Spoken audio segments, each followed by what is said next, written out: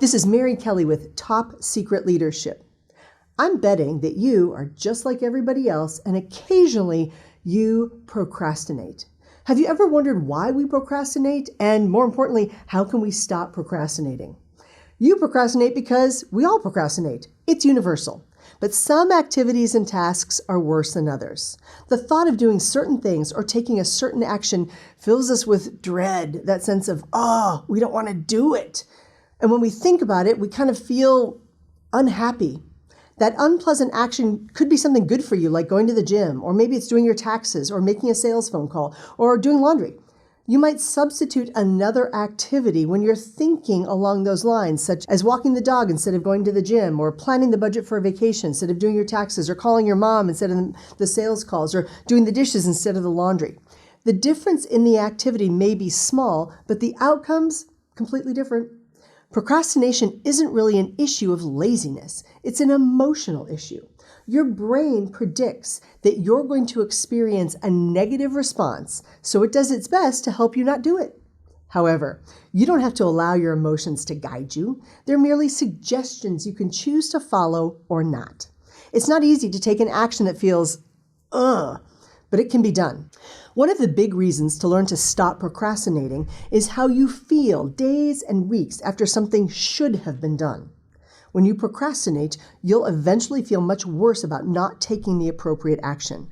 Why not save yourself some time and drama and just do it now? Sometimes it's okay to procrastinate, but there are other times where it would be best to take action immediately. So what can we do to mitigate procrastination? Here are a few tips. Start by focusing on the physical sensation when you think about doing the thing you don't want to do. It actually creates a feeling in your body. What does that look like? How would you describe it? Find an easier way to do the job. Maybe there's a better or easier way to do what needs to be done. Some tasks are just so big that they're intimidating even to consider. So, can you do a little bit each day until it's finished? Is there a special tool you can borrow or rent? Let's say it's home improvement. Do you need to, rent a dumpster or hire somebody else to do it? Maybe you think about promising yourself a reward after something is completed. Maybe all you need is an iced coffee or a trip to the gym or a new book to inspire you to get busy and take the right action. A reward can be a powerful motivator. And then think about how good you feel when that's off your back. There are few feelings feeling better than completing a dreaded task. It's just a relief to put it behind you. So instead of focusing on how awful it will be to do it, focus on how awesome you'll feel when it's done. What can you do to reward yourself when that task is finally finished? Start small. If the project looks impossible, it's easy to delay it.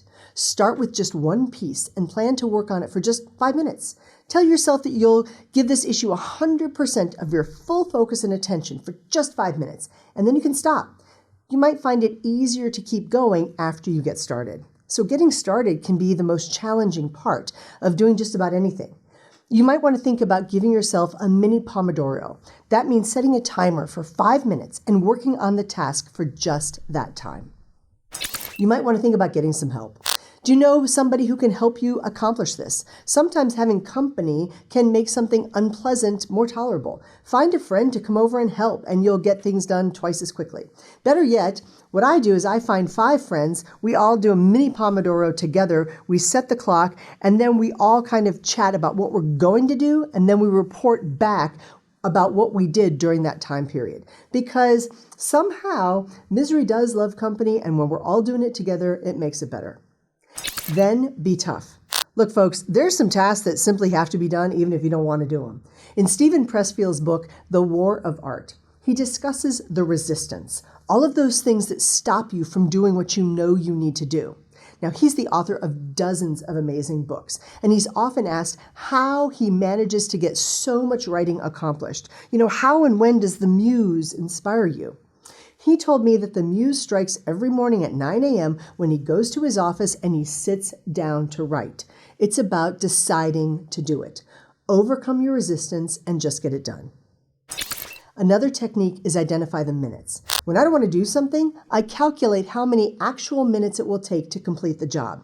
When I realize that putting clean sheets on the bed really only takes 5 minutes, it suddenly seems silly that I would procrastinate, only have to think about it later, and worried that I might forget and be embarrassed when the house guests arrive, and then I still need to put sheets on the bed. Distract yourself. If you know you don't want to empty the dishwasher or troubleshoot the software or create the video file, do it while simultaneously doing something else. Call a friend, blast music, have a movie playing in the background. Do something else to distract you. Talk it over with someone else.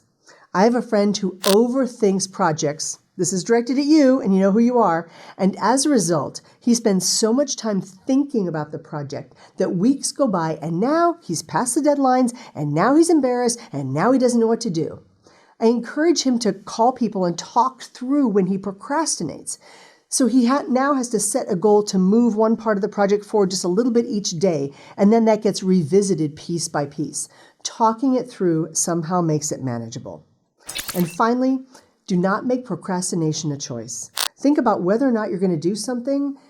Well, that's part of the procrastination cycle. If you have a choice to do it or not do it, you know what Yoda said, there is no try, just do. This is Mary Kelly. See you next time.